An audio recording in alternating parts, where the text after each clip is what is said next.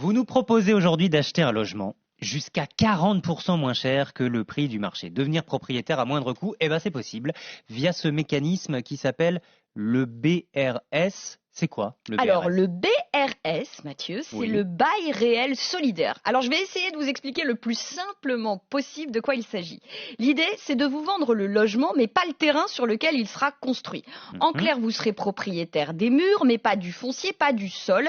Et c'est pour ça que le prix de vente sera jusqu'à 40% moins cher qu'un même logement dans le même secteur. Alors évidemment, comme votre logement il est pas en suspension, en lévitation, il vole pas au-dessus du sol. Oui, vaut mieux. Voilà, vaut mieux. Et ben vous allez forcément devoir acquitter un loyer pour l'occupation du sol. Ah d'accord. Donc vous allez forcément payer quelque chose tous les mois, vous allez rester partiellement locataire. Alors, je vous rassure de suite, ce loyer il reste relativement faible. Ça va de 15 centimes d'euros à 2,50 € par mètre carré en fonction des programmes et des territoires. Alors comment on fait? Le bail réel solidaire, il y en a partout en France. Qui peut en bénéficier? Alors oui, il y en a partout en France, mais très peu. Et surtout, c'est très difficile d'avoir une vision d'ensemble et tout le monde ne peut pas en bénéficier. Alors d'abord, auprès de qui on peut acheter de cette manière? Alors auprès des OFS, les organismes de foncier solidaire. Et il y en a une grosse centaine aujourd'hui dirigés par des bailleurs sociaux et ou des collectivités.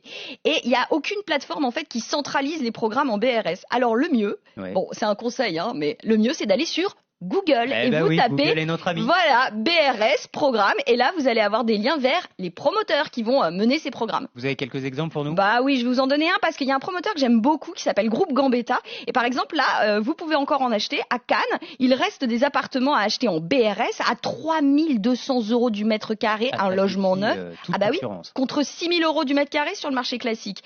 Et vous pouvez le savoir en avant-première sur RMC. Oui. Bientôt ce sera commercialisé. Le promoteur va lancer un programme à Nice. En moyenne, en BRS, on sera à 3800 € du mètre carré contre là encore 6000 € normalement. Vous imaginez les économies? On voit bien l'intérêt. Bon, du coup, je contacte le promoteur là tout de suite et c'est bon, l'affaire est réglée? Alors à condition que vous respectiez les plafonds de ressources parce que ce dispositif, il s'adresse en particulier aux ménages modestes. Donc il y a des plafonds de ressources. Par exemple, en zone très tendue, un couple avec un enfant ne devra pas gagner plus de 52 000 € par an, 38 000 € pour les zones détendues. Donc il faut respecter ces plafonds de ressources.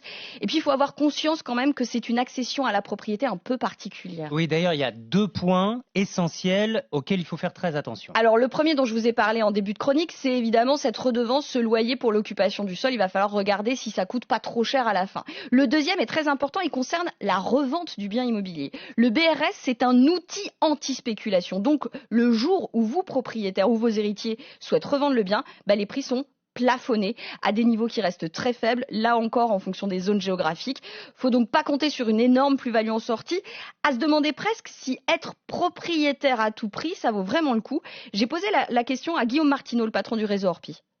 Est-ce qu'être propriétaire de son logement, c'est un impératif? Moi, je connais des gens qui préfèrent louer leur résidence principale plutôt que d'en être propriétaire. Ils investissent ailleurs parce qu'ils peuvent pas acheter leur résidence principale où ils travaillent, ça coûte trop cher.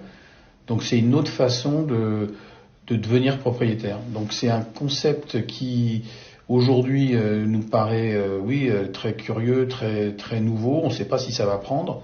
Mais quand je vois que maintenant les gens louent des aspirateurs plutôt que de les acheter, louent des skis plutôt que de les acheter, enfin voilà, on a un concept de la propriété qui est en train d'évoluer.